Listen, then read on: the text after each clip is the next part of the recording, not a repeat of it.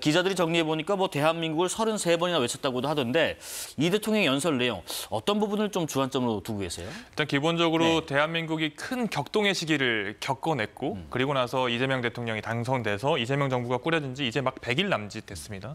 이 상태에서 대한민국이라는 국가가 민주주의 기초 아래서 너무나도 굳건하게 있다라는 걸 강조하는 데 가장 큰 의의가 있다고 생각을 합니다. 예. 이 국가의 외교라고 하는 것, 그 국제사회에서 한 국가가 어떤 역할을 할 수 있는지는 국제 외교뿐만 아니라 국내 정세에도 꽤나 많은 그 주안점을 둬야 되는데요. 네네. 많은 국가들이 과연 대한민국이 저 혼란스러운 국내 정세, 국내 정치 상황을 타개하고 다시 국제 무대에 등장할 수 있을까라고 우려를 했단 말이죠.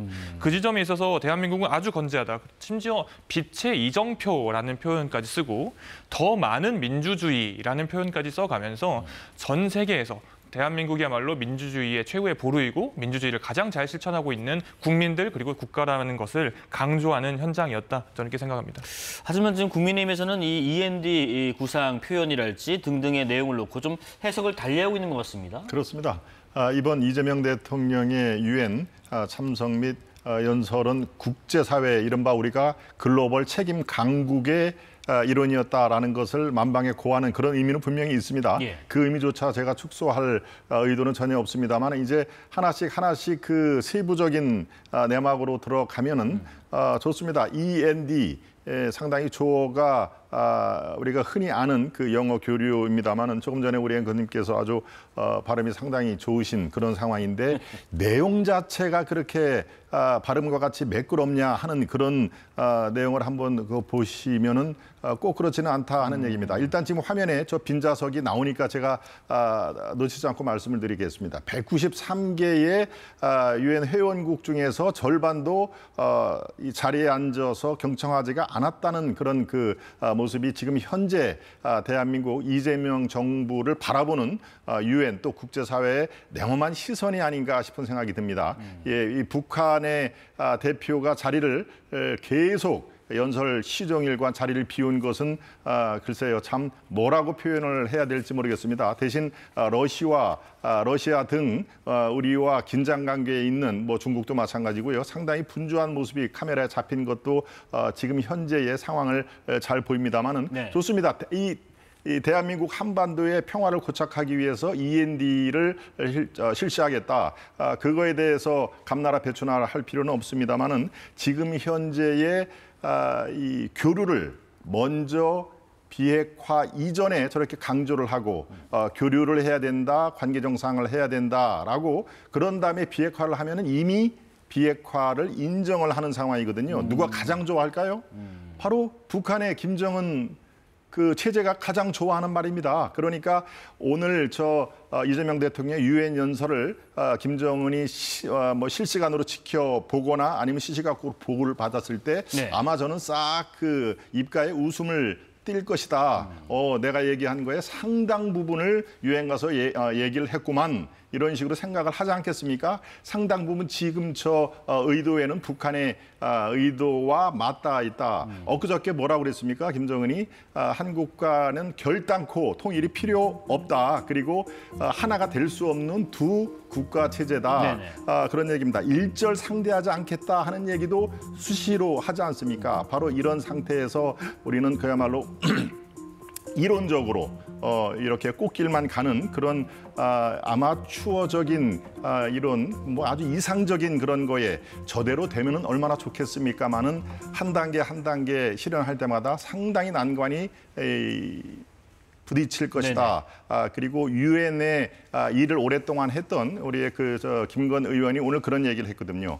이거를 처음부터까지 수시로 봤을 때 미국과 교류를 해서 나온 메시지는 한 군데도 안 보이더라 하는 의미에서 글쎄요 일방적인 구애 아닌가라는 그 비판의 목소리도 충분히 귀담아들을 필요 있다. 우선 이렇게 정리를 하겠습니다.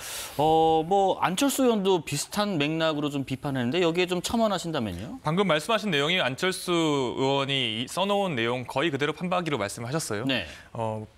안철수 의원은 핵 보유를 인정하는 것 자체가 분단을 고착화하는 것이다. 그리고 한반도 통일로 가기가 오히려 더 어려워진다. 이런 표현을 썼단 말이죠. 그런데 다시 한번 살펴보십시오. END, 교류하고 관계 정상화하고 비핵화 이런 관련된 내용이 사실 특별한 이야기가 아니에요. 가장 기본적이고 가장 선행되어야 될 내용들입니다. 이런 지점에 있어서 이것마저도 어떻게든 헐뜯어 보려고 네. 김정은을 끌어들이고 김정은이 좋아했을 것이다 이런 이야기를 하는데요. 김정은을 뭐 목표로 두고 한 이야기가 아니라 정말 기본적이고 우리가 지켜나가야 될 교과서적인 이야기를 했다 이렇게 보시면 될 것 같습니다. 그리고 방금 의석을 지키고 있는 국가가 절반도 안 됐다라고 이야기하는데요. 기본적으로 이번에 국가 순으로는 7번째 연설을 했고 전체 순서는 9번째로 연설을 했습니다. 그냥 짧게 윤석열 대통령이 첫 번째 유엔 연설을 할 때 상황을 한번 돌이켜 보십시오. 이거 가지고 트집을 잡고 싶으신 분들이 정말 많으실 수도 있는데요. 방금 우리 김동원 전 대변인도 말씀하셨지만 윤석열 대통령이 할 때는 더 없었습니다. 그리고 북한이 자리에 없었던 내용, 그리고 러시아와 중국이 열심히 듣고 있었던 내용, 이거를 한 가지만 했으면 좋겠어요. 북한이 만약에 앉아서 듣고 있었다, 그러면 그거 가지고도 또 열심히 또 헐뜯으셨을 거 아닙니까? 그런 게 문제가 아니라 결국에는 뭐 미국을 비롯해서 많은 국가들이 대한민국에서 대통령이 어떤 이야기를 하는지를 주목하고 있고 대한민국의 의지를 다시 한번 확인할 수 있는 기회가 되었다. 그리고 이 지점에 있어서 대한민국의 대통령이 정말 올바른 이야기, 필요한 이야기를 하고 있었다. 이렇게 봐야지 어떻게든 헐뜯으려고 하는 것은 국익에 도움이 안 됩니다. 짧게 한 가지만 더요. 짧게만 지금 일단, 한미일 외교장관이 그 뉴욕에서 회담 후에 공동 성명을 낸 부분이 있는데 북한의 완전한 비핵화에 대한 의지를 재확인했다라고 했습니다만은 별도로 외교부가 낸 보도자를 보면은 한반도 비핵화로 그러니까 완전한 비핵화에서 약간 미묘한 시각차를 보여주는 거 아닌가 하는 의견도 있어요. 여기에 대해서는 어떻게 생각하시는지? 그렇습니다. 이 북한 비핵화, 한반도 비핵화 이거는 사실 문재인 정부 때부터 논란이 있었던 얘기죠. 문재인 정부 때는 가만히 우리 시청자 여러분도 기억을 되살아 보면 이걸 혼용을 해서 썼습니다. 어떨 때는 북한 비핵화, 어떨 때는 한반도 비핵화라고 얘기를 하는데요. 지금 우리 대한민국에는 핵이 있습니까, 없습니까? 당연히 지금 비핵인 것이죠. 그러니까 한반도 비핵화를 할 때 초점은 북한이 되는 것입니다만은 북한의 입장은 다릅니다. 북한은 한국에는 주한미군이 있기 때문에 주한미군의 철수, 그다음에 미군의 해구산 이런 것들이 버티고 있기 때문에 한반도 비핵화를 할 때는 바로 북한은 남한에 우리 대한민국에 그것을 먼저 철폐를 해야 된다라는 복선이 깔린 것이죠. 그러니까 이것을 지금 외교장관들의 공동성명에 다시 한반도 비핵화를 강조를 한 것은 북한의 입맛에 맞게끔 이것을 문구로 수정을 할 가능성이, 개연성이 충분히 있다라는 의미에서 주한미군 철수, 또 미국의 해구산 이런 것들이 다시 이 논쟁의 한복판으로 끌어들이고 왔다 이렇게 말씀드릴 수가 있고요. 딱 한 가지만 덧붙이겠습니다. 자꾸 헐뜯는다는 얘기를 지금 두세 번 하시는데요.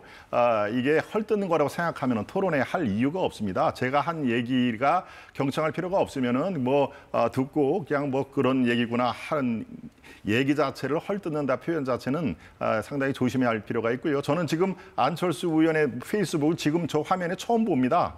안철수 의원이 언제 저걸 썼는지 몰라도 그걸 그대로 읽고 있다라는 그런 것은 토론에 임하는 자세가 아니다 하는 얘기를 하고요. 상대방의 얘기를 경청을 해주시면 그런 표현은 안 나올 것임을 다시 한번 제가 말씀드립니다.